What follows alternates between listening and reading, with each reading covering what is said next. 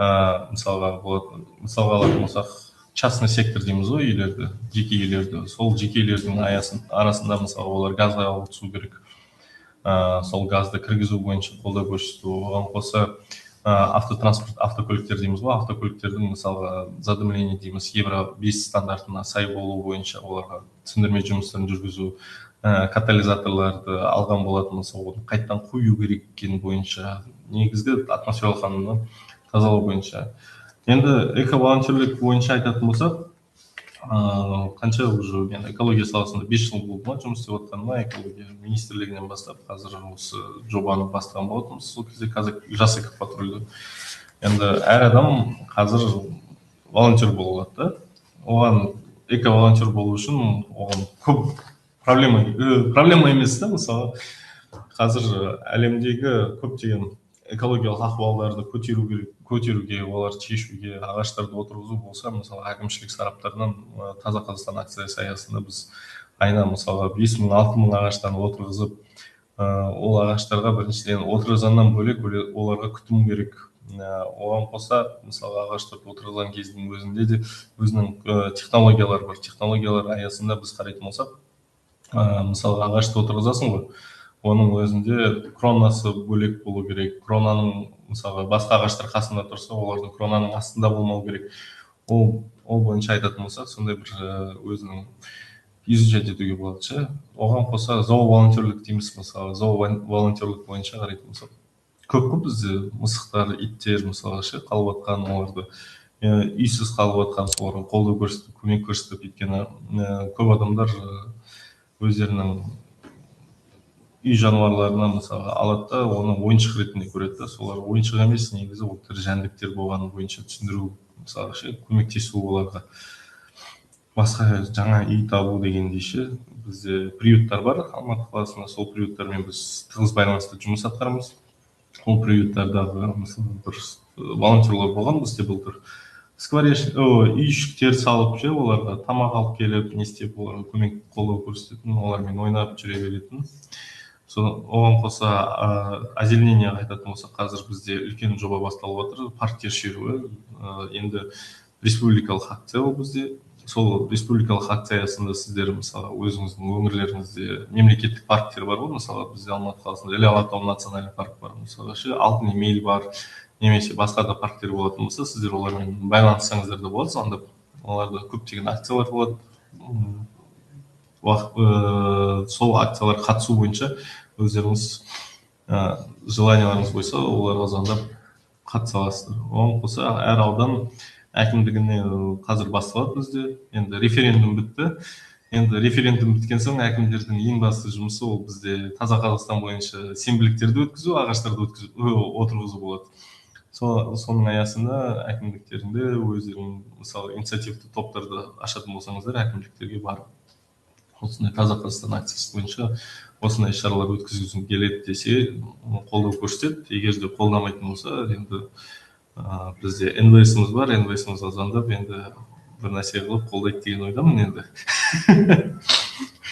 Егер де Алматы қаласы болса, маған хабарласыңыздар болады. В целом. Негізі сұрақтарыңыз болса, сұрақтарыңыз қойсаңыздар, мен сіздерге. Әділ, енді бізде тақырып бүгін жалпы волонтерлік, осы эко-волонтерлерге қалай волонтерлар тарта аламыз деп өзіміз не қойып отырмыз. Кішігірім бір мынандай сұрақ бар негізі. Осы кез келген біз неге қойғанда ең бірінші алғашқы қадамдарыңыз неден басталғаны қызық болады волонтерлерге. Ары қарай өздері де сондай этаппен жүріп қалай келді деген сияқты. Осы ең бірінші эко-волонтерлікке қалай келдіңіз және осы келуге не шабыт берді? Негізі ең бастысы біріншіден экология саласы бізде ол тек қана ағаштармен бітпейді, мысалы субботниктермен. Одан бөлек өзінің көптеген күнделікті көріп отқан бізде проблемаларымыз білеміз ғой, мысалға ана жақта мусор болып жатыр, ана жақта проблема болып жатыр, мысалы ше, қаншама тауды кесіп жатыр, не істеп жатыр, барлығын көріп отырмыз ғой. Енді күнделікті үйден шыққан кезде біз экологиямен тығыз байланысты өмір сүреміз.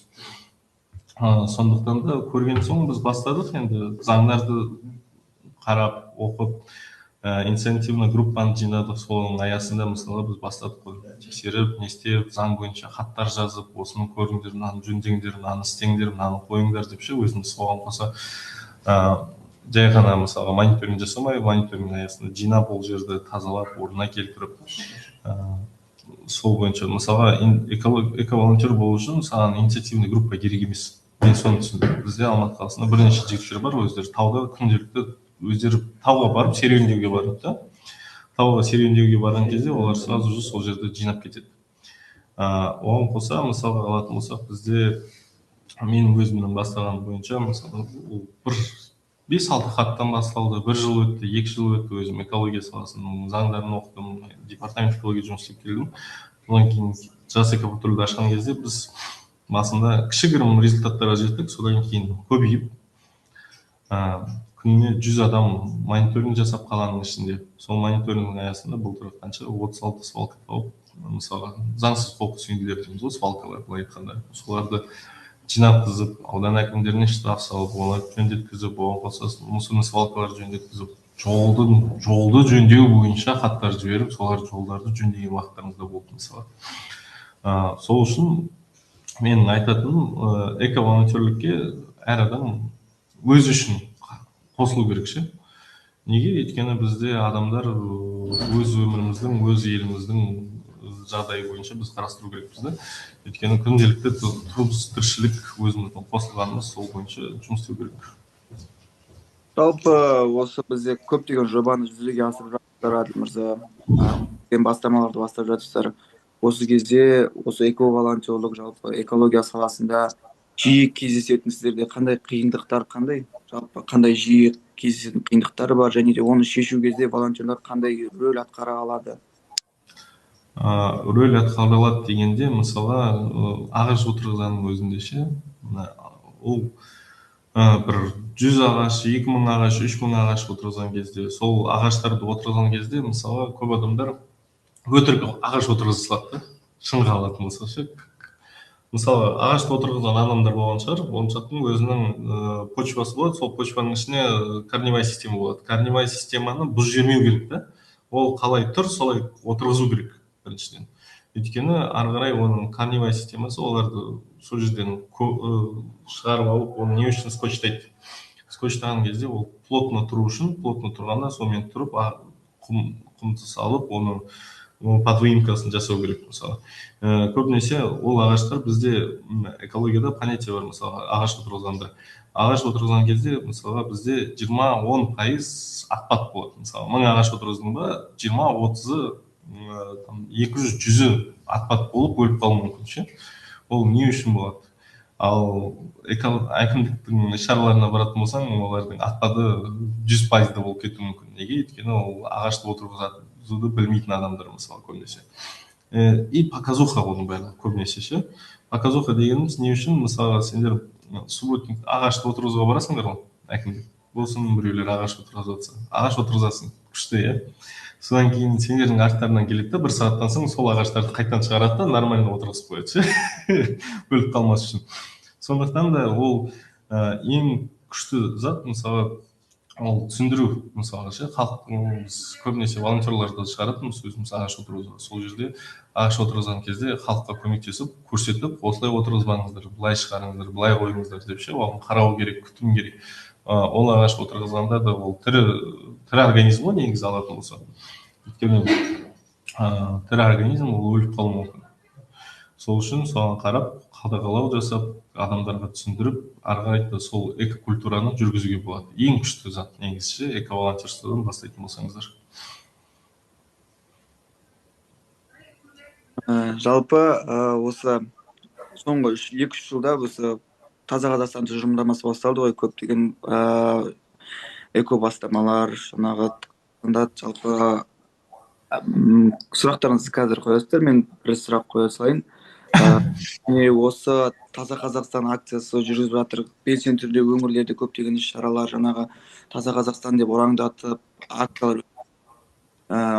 Келесі сәуір айында 22-24 жылы, 24-22 сәуірде жаңағы аймақтық экологиялық саммит өтеді деп жатырмыз, елердің бәрі. Енді осы алдағы уақытта қандай жемісін береді деп ойлайсыз? Жалпы таза Қазақстан бастамасы, осы таза Қазақстан бастамасының болашағын қалай көресіз жалпы? Негізі алатын болсақ, таза Қазақстан бізде, негізі таза Қазақстан біздің президентіміз Қасым Жомарт Кемелұлы келген кезде ол 2020 жылы біріншіден бірге таза Қазақстан деген бастады. Одан кейін нет мусора на природу деп, соңында біз таза Қазақстан тұжырымдамасын бекіткен болатын бізге. Енді бұған дейін мемлекетіміз дамып жатқан кезде 30 жылдың үстінде көбінесе олар промышленность дейміз ғой, промбазалар нелер, олардың барлығын енді ақша табу керек мемлекетке, нан табу керек дегендегі халыққа, соның аясында жұмыс істеген болатынбыз. Енді оның барлығы дамыған соң, енді оларды бізде социальный обязательство бар. Біріншіден таза Қазақстан бойынша көптеген организациялар өздері қазір бастап отыр жұмысын. Өйткені ағаш отырғызып не істеп, бізде ең үлкен жоба, мысалға көп адамдар білетін шығар, Алматы қаласында ТЭЦ-ті біз смогтың ең басты причинасы деп ойлайтынымыз ғой, мысалы себебі, иә, соның аясында қарағанбыз. Қазір ТЭЦ-тің бойында толықтай ала паркті аштық. Ала деген жазумен соның ішінде мысалы ТЭЦ бар, любой үлкен предприятие дейміз ғой, мысалы өнеркәсіптің алатын болсақ, оның өзінің санитарно защитный зонасы болады. Сол санитарно защитный зонасының аясында мысалы оның барлығын ағашпен отырғызу мысалға ше.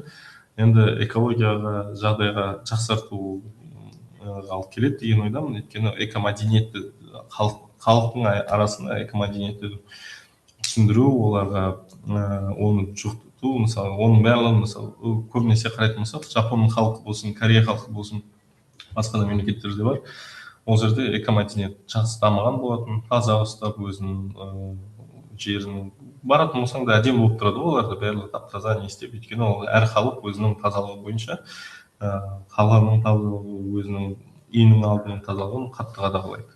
Ал бізде алатын болсақ, көбінесе көреміз ғой өзімізде, лақтыра салады, жібере салады дегендей ше. Сол экомәдениетті халқымызға оны түсіндіру, жеткізу, оған қоса қаламыздың, еліміздің ағаштарды отырғызып, дұрыс абаттандыру жұмыстарын жүргізіп, әп-әдемі мемлекетпіз ғой негізі, қандай өзіміздің табиғатымыз бар, соның барлығын сақтау бойынша.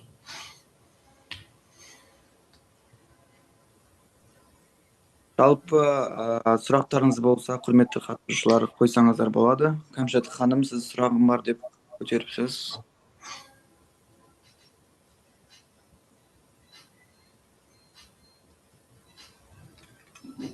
Жалпы төмендегі сұрақтарға жауап берейін. Аймақтық саммитке, иә, ол халықаралық саммит және де үлкен жаңағы мемлекеттік деңгейде өтетін болғандықтан жаңағы қатысуға болады. Астана қаласында болсаңыз, Астана қаласынан қатысуға болады, және де басқа қаладан болсаңыз қатысуға болады, бірақ шығындар өтелмейді. Өз есебіңізден келіп қатысып көрсеңіз болады. Жалпы саммит Астана қаласында өтетін болады. Интернетке жаңағы региональный саммит, экологический саммит деп жазсаңыздар, регистрационный лист ашылады. Сол жақта регистрация өту керек болады. Жеке куәліктің данные деген сияқты сол арқылы өтсеңіздер болады. Иә, Кәмшат ханым, сұрағыңызды қоя беріңіз.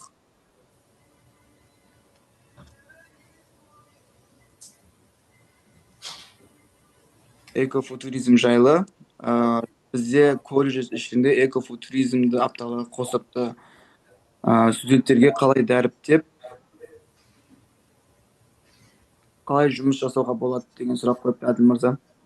Енді экофутуризм бойынша бізде мемлекетте іздеген адам табады дейміз ғой біз негізі. Бізде бір понятие бар, БНУ деген ше, бюджет народного участия деген бар. Мысалы, сіздер футуризм деген дизайн бойынша айтып отырсыздар. Дизайн бойынша айтатын болсақ, мысалы, біз қазір өзіміз жасап жатқанымыз экохабпен бірлесіп, қазір өзімізде Алматы қаласында Тимирязеваның бойында, мысалы, жаңа бір подход алып жатырмыз. Скамейкалар сынады ғой, ағаш скамейкалар, соларды сынып қалған жерлерін переработанный пластикпен жамап, соңында жаңа бір скамейка болып шығатындай ше, сол немен экологиялық тұрғыда не істеп. Оған қоса БНУ бойынша, бюджет народного участия бойынша, егер де бос жерлерді көретін болсаңыздар, сіздер дизайнмен мысалға өздеріңіздің предложение жасап, соны голосованияға шығарып, ары қарай оған ақша бөлініп, сол жерде сіздердің дизайндарыңыз бойынша салатын болады. Ол жаққа как раз смета бар, техничка, қандай материалдан жасау керектігін өздеріңіз жаза аласыздар. Я жалпы экология бойынша біздің менеджерға жазсаңыздар да болады. Бізде материалдар бар. Студенттерге қалай тек қана экология емес, оның ішінде жаңағы волонтерлік бойынша, төтенше жағдай кезіндегі бойынша волонтерларда жаңағы студенттерді оқыту бойынша презентацияларымыз бар, нелер бар. Соларды алып студенттерге көрсетіп өткізсеңіздер де болады қосымша. Жалпы бізде не емес, экофутуризм жайлы емес, жалпы экологиялық волонтерлік туралы өткізетін болсаңыз, бізде колл-центрге жазсаңыз болады. Болашақта еліміздің аумақтары қанағаттандырарлықтай эко волонтерлер дамиды деп ойлайсыздар ма дейді. Негізі иә, өйткені біз жаңа поколение дейміз ғой, жаңа адамдар келеді, дамып жатыр, не істеп жатыр. Мысалға көп адамдар қазір бізде өзім көріп жатырмын, олар экологичный болатын. Мысалы бір одноразовый посудаларға қарсы шығып, мысалы өздерінің термостармен жүріп жүрген адамдарды көреміз. Мысалы оның өзі бір культура дейміз ғой, бір мәдениетке айналып жатыр. Сол мәдениеттің аясында мысалы осындай снижение энергетического следа дейді ғой бізде. Мысалы сондай темалар да бар. Мысалы көп адамдар өзінің потреблениені азайтып, өзінің сол арқылы өзінің энергетический следін азайту бойынша экологияға жақсылық көрсету. Мысалы көп адам, қыздарда көбінесе болады ғой, оның темасы былай болып тұр. Мысалға киімдерді аласыздар, осы қыздар көп киім алады ғой, бір рет қана киеді, потом мне нечего надеть деп жүреді. Мысалы оған қарсы шығып, мысалы киімдерін бір киім алдың ба, соны до конца киіп, не істеп, қолданып, енді киім шығарғанның өзінде көптеген энергетический след кетеді. Ол транспортировкасы бар. Мысалы қанша күн, қанша ай машинамен жүреді, оған либо газельмен келеді. Одан бөлек бізде экологический мысалға след оның өзінің өнеркәсібінде мысалы жуып беру керек, не істеу керек, соның аясында сондай дамып жатыр осындай движениялар. Көбінесе Европа жағында. Қазір бізде де басталып жатыр, жігіттер, қыздар көбінесе бастап жатыр оны. Жалпы бізде волонтерлік ұйым бар еді. Біз экологиялық бағытта дамымақшы едік. Соған жобалар ұсына аласыз дейді. Енді жобалар ұсынғанда сендер өздеріңнің жобаларыңды өздерің не істегілерің келетіндерін білу керек шығарсыңдар. Егер де волонтерлік ұйым болса. Өйткені мысалға сендер көбінесе волонтерлік ұйымдардың проблемасы бір нәрсені жасайды, соны қайталай бастайды ше. Мысалы өздерінің жаңа подходтарды тауып, сол жаңа подходтар мысалы наоборот сендерден біз үйреніп қалуымыз мүмкін, иә, соны қосып басқа бір жобалар қосуымыз мүмкін. Соның аясында қарастырып, мысалы ары қарай да қандай да бір жұмыстар жүргізуге енді өздерінің бір ойланулары керек. Егер де қолдау керек болса, немесе консультация керек болса, айтасыңдар, біз қолдауға әрдайым дайынбыз. Иә, енді экологиялық бағытта бізде де ұлттық волонтерлік желіде, егер де мектеп оқушылары мектепте оқитын болсаңыздар, бізде экоклубтар қазір асып жатыр. Біз консультация беріп жатырмыз, экоклубтар не жұмыс атқару керек, қалай жұмыс атқару керек деген сияқты әртүрлі бізге де жазып, соны көрсеңіздер болады. Тұрақты даму мақсатында климатикалық лидерлер дайындау оқыту өтіп жатыр. Сол оқыту аясында да экоклубтар ашылатын болады. Жалпы консультациялық көмек керек болатын болса, біз әрдайым көмектесуге дайынбыз. Әділ мырза, сізге уақыт бөлгеніңізге үлкен рахмет айтамыз. Келесіде осы экологиялық бастамаларда көптеген сізді көреміз деген ниеттеміз. Бізде келесі спикер осы Жасыл ел еңбек жасақтары бар, осы экологиялық саласында көптеген жұмыстар атқарып жатыр. Экологиялық дамыту бойынша көптеген, Қазақстан бойынша тек қана бір қала төңірегінде емес, жалпы Қазақстан бойынша филиалдары бар. Сол филиалдарда жұмыс атқарып жатыр, және де сол Жасыл ел еңбек жасақтарының республикалық төрағасы Бекматов Нұрасыл бүгін бізге вебинарға қатысып отыр. Нұрасыл мырза, қалыңыз қалай? Қайырлы күн, жақсы, бауыржан мырза, шүкір. Өздеріңіз қалайсыздар? Жақсы. Осы бізде бүгін тақырыпқа жалпы Zoom-ға кіріп уақытыңызды бөліп қатысып жатқаныңызға үлкен рахмет айтамын. Бізде бүгін тақырып Таза Қазақстан бастамасы жайлы, және де осы Таза Қазақстан бастамасында волонтерлардың рөлі, Енді тақырыбымызды бастамай тұрып, жалпы бізде спикерлерге қоятын бір өзіміздің міндетті түрде қоятын сұрағымыз бар еді осы эко волонтерлерге. Осы эко волонтерлікке алғаш қалай келдіңіз? Келген кезде не шабыт алдыңыз? Жалпы толығырақ ақпарат. Мен даусым естіліп тұр ғой, иә, бауыржан мырза? Иә, естіліп тұр. Рахмет көп. Иә, өте орынды сұрақ қойып отырсыз. Жалпы волонтерлікпен 10 жылға жуық уақыттан бері шұғылданып келе жатырмын, бірақ осы экология саласына келгеніме бір 4-5 жылдың төңірегі болған екен.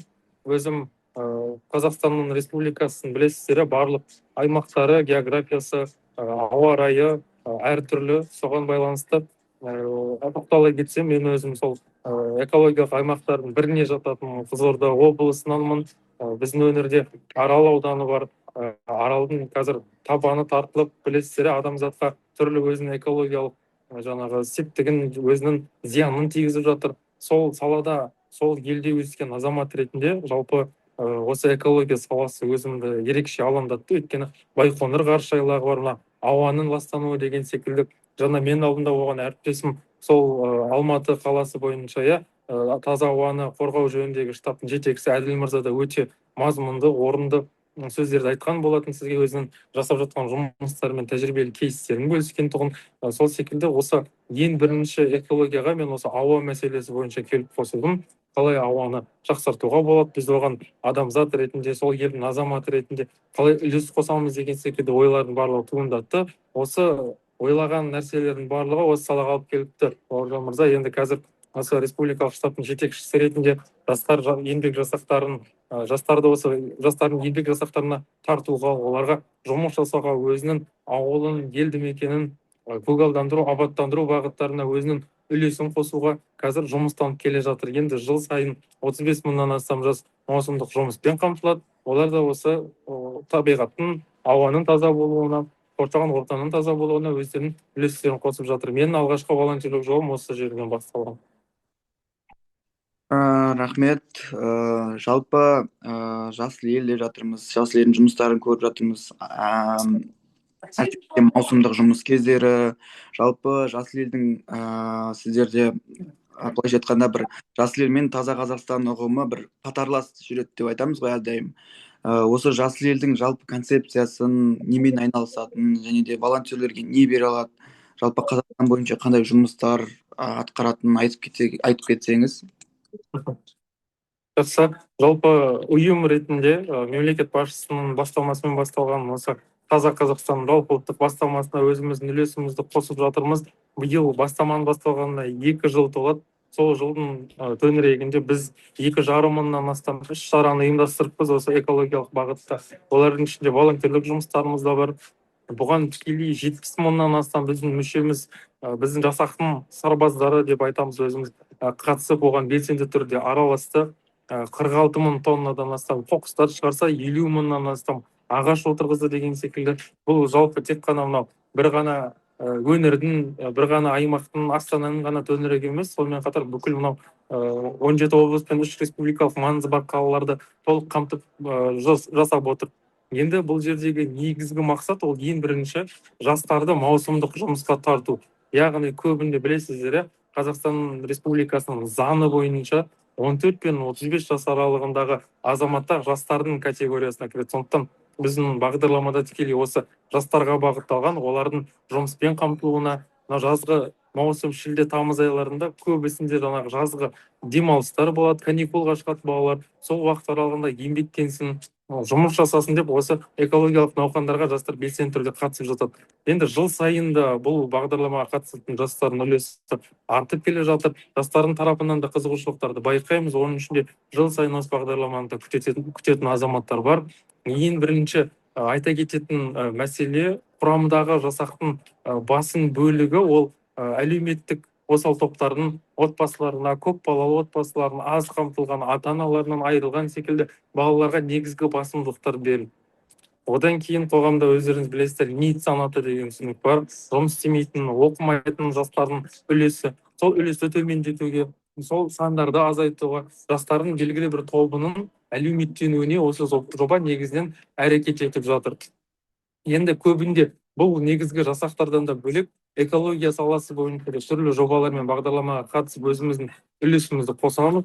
біздің де әрбір филиалдың жанынан болсын, әрбір жасақтың бастамашыл топтардың жанынан экологиялық волонтерлер шоғырланған. Олар өздерінің жаңағы азамат ретінде жер шарындағы болып жатқан түрлі құбылыстарға көңілдері толмайды, оны дұрыстағысы келеді, оны жасағысы келеді, оның басқаша болғанын қалайды деген секілді. Сондықтан өздерінің түрлі бастамаларын ұсынып, біздің қасымызға келіп, ешқандай мәжбүрлеуінен тыс, ешқандай ақысыз волонтерлер жаңағы өздерінің жан қалауларымен жаңағы келіп өздерінің жұмыстарын жасап жатыр. Енді ол жұмыстардың қатарына не кіруі мүмкін?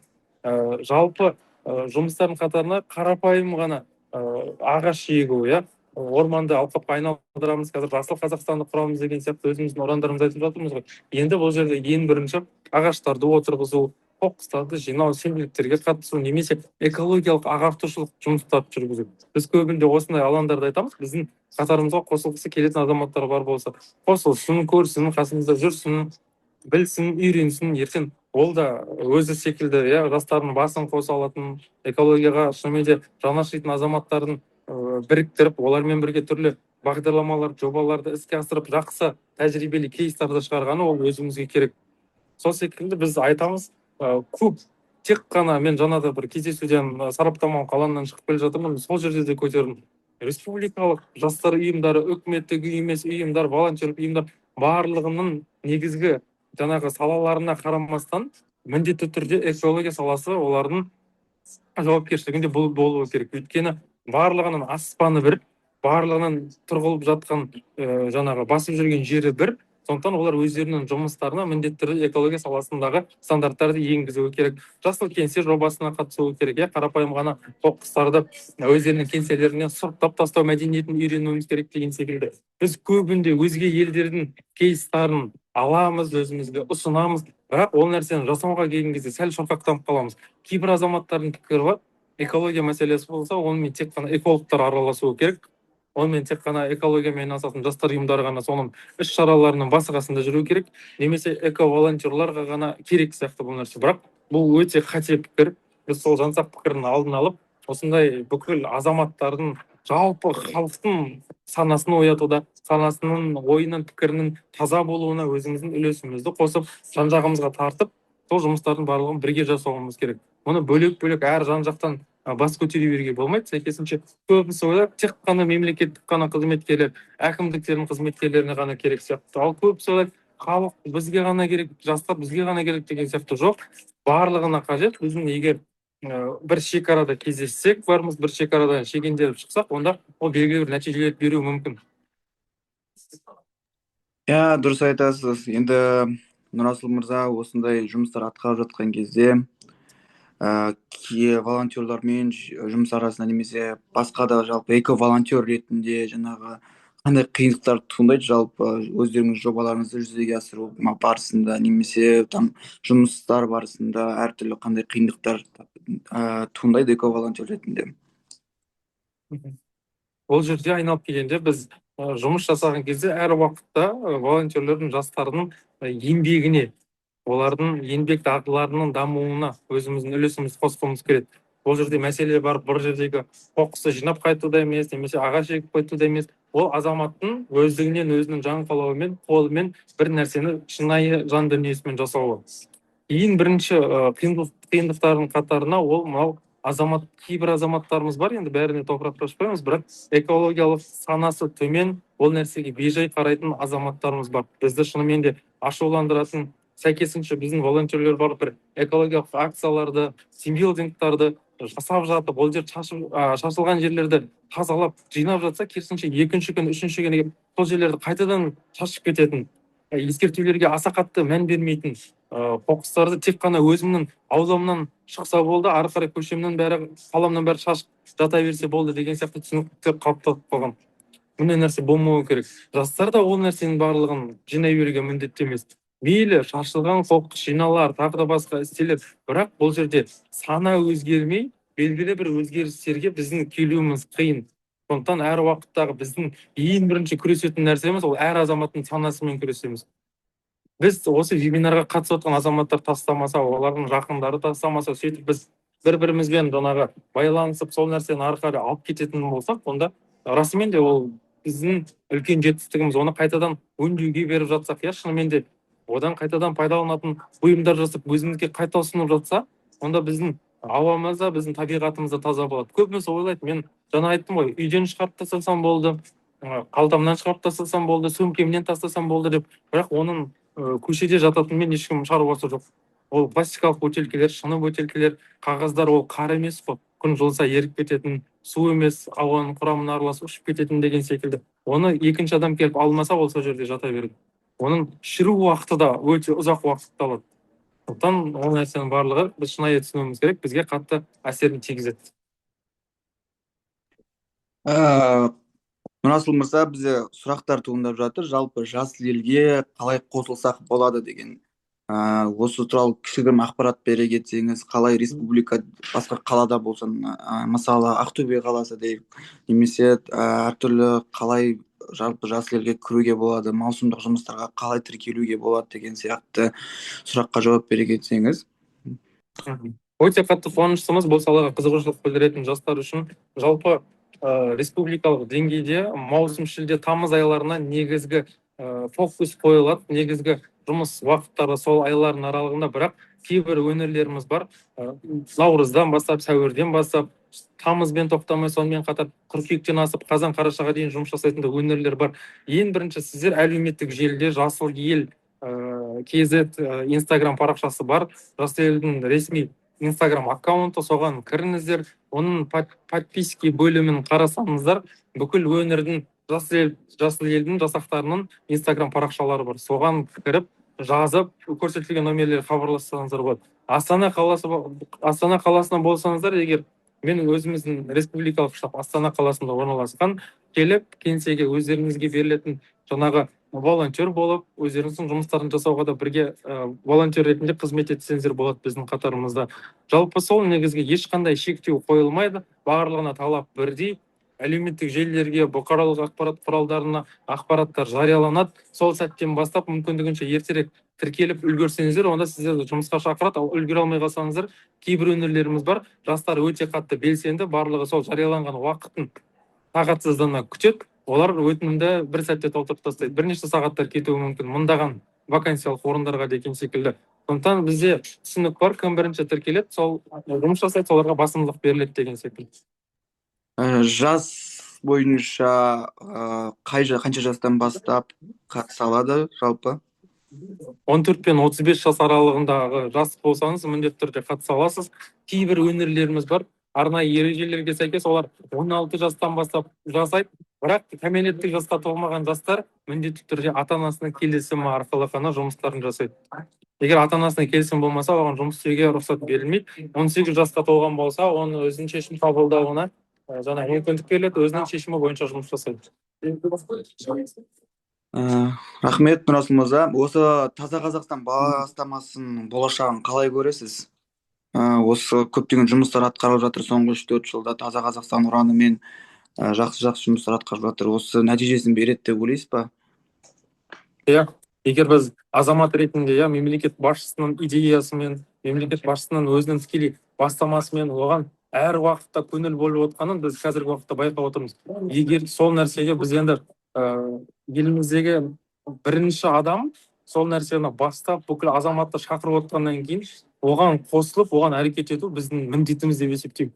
Өйткені бұл тікелей мемлекеттік идеология. Көбісі ойлайды, бұл бір сәттік қана акция, бұл бір күндік қана мерекелік іс-шара болуы мүмкін, немесе ағартушылық жұмыстар болуы мүмкін деген секілді. Басында бәрі солай ойлады. Ертең бітті, сенбілік тек жұмыстарын жасаймыз, субботниктарға шығамыз, айналамызды тазартамыз, сонымен бәрі бітеді деген сияқты. Жоқ, бұл расымен де адамның санасын оятатын. Ең бірінші мен өзім мемлекет басшысымен кездескен кезде ол кісіге арнайы ұйымның атынан айтқанмын. Таза Қазақстан ол біздің жасыл елдің, біздің ұйымның мәні мен мазмұнына үндес. Ол бір реттік қана акция емес, сонымен қатар ол жай ғана экологиялық тазалық емес, ол ең алдымен адамның ойы мен санасының тазалығы деген секілді. Сонымен қатар ол тек қана қоршаған ортаның ғана тазалығы деп ойлауы мүмкін. Жоқ, қателесесіздер, ол ең бірінші адамның тұтас бойының, қоршаған ортасының, айналасының, санасының, миының таза болуы деген секілді. Сондықтан мен бұл жобаның өміршеңдігі өте ұзақ деп есептеймін. Өйткені арнайы мемлекеттік деңгейдегі идеология ретінде қарастырылып отыр. 2030-ға дейінгі, 2030 жылға дейінгі арнайы стратегиялық жоспары да бар. Әр оған жыл сайын өткізілетін жобалар мен іс-шараларға жауапты мамандар да көрсетілген. Сондықтан осының барлығына біз белсенді түрде қатысып, керісінше сол идеологияның дамуына өзіміздің үлесімізді қосайық.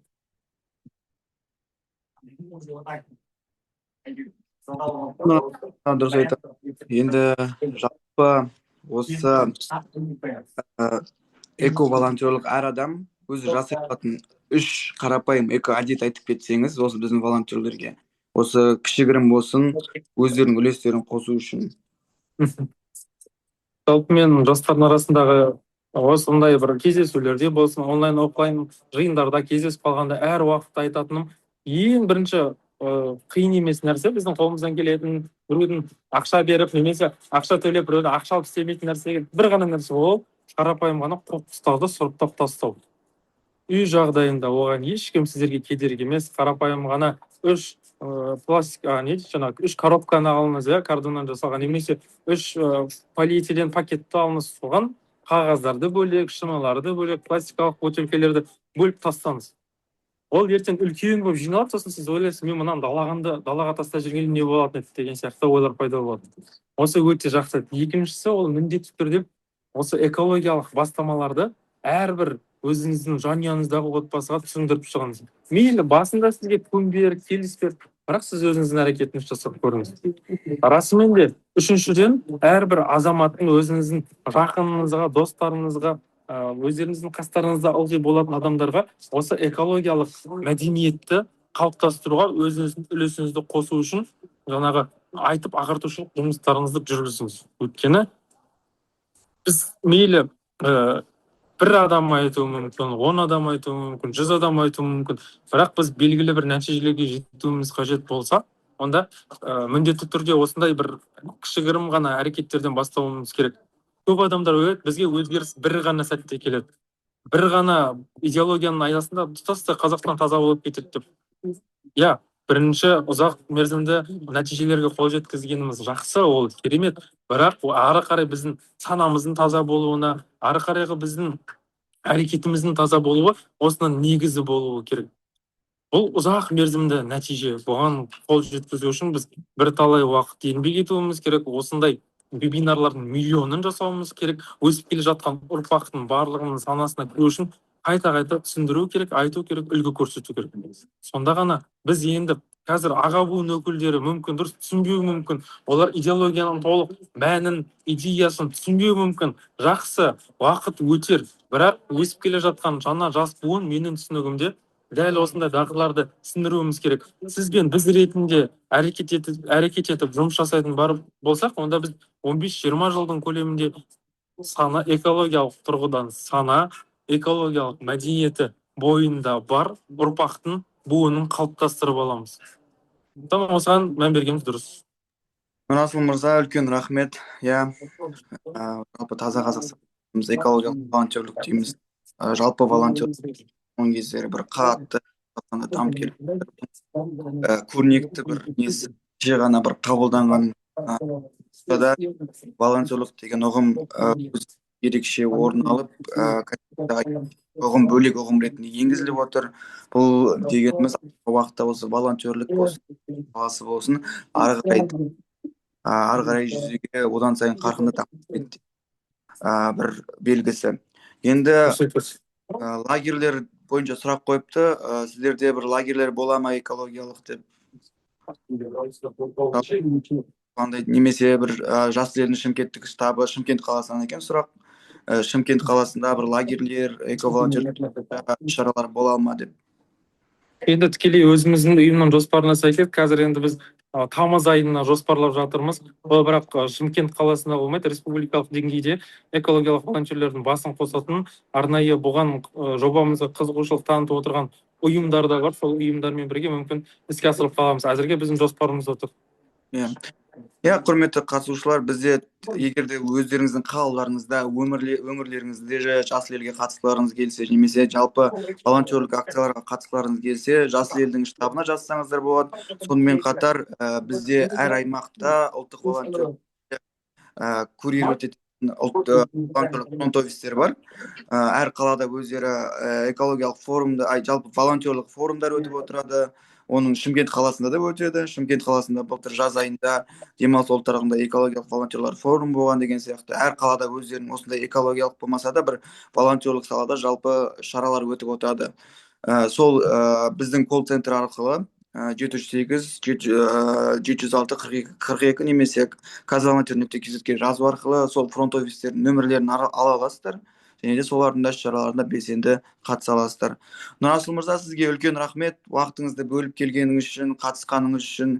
Жұмыстарыңызға сәттілік тілейміз. Жасыл ел алдағы уақытта бір Қазақстанда экологиялық волонтерлік болсын, экологиялық сала болсын, соның бастамалардың алғашқы бастамаларында әрқашан жүріп, ұйым жалпы дами берсін, Қазақстан бойынша үлкен ұйымдардың қатарына қосылып, осы жалпы жұмыстарыңыз өрге баса берсін. Сізге үлкен рахмет қосылғаныңызға.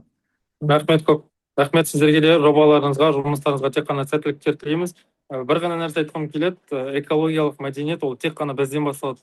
Сондықтан қазірден бастап әрекет етейік. Рахмет көп. Рахмет сізге де. Жалпы бүгінгі вебинарға қатысқан барлық қатысушыларға үлкен рахмет айтамыз. Біздің жобалармен жалпы атқарып отқан жұмыстарды казvolonter.kz әлеуметтік желісінен көре аласыздар. Бізде қазір экологиялық саласында көптеген жұмыстар, онлайн волонтерлар, тұрақты даму мақсатында климатикалық лидерлар дайындау деген сияқты көптеген оқытулар болып жатыр. Соларға қатыса аласыздар.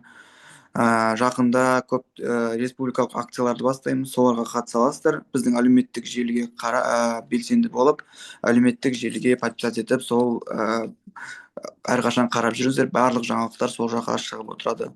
Қатысқандарыңызға рахмет. Бәріңізге сәттілік.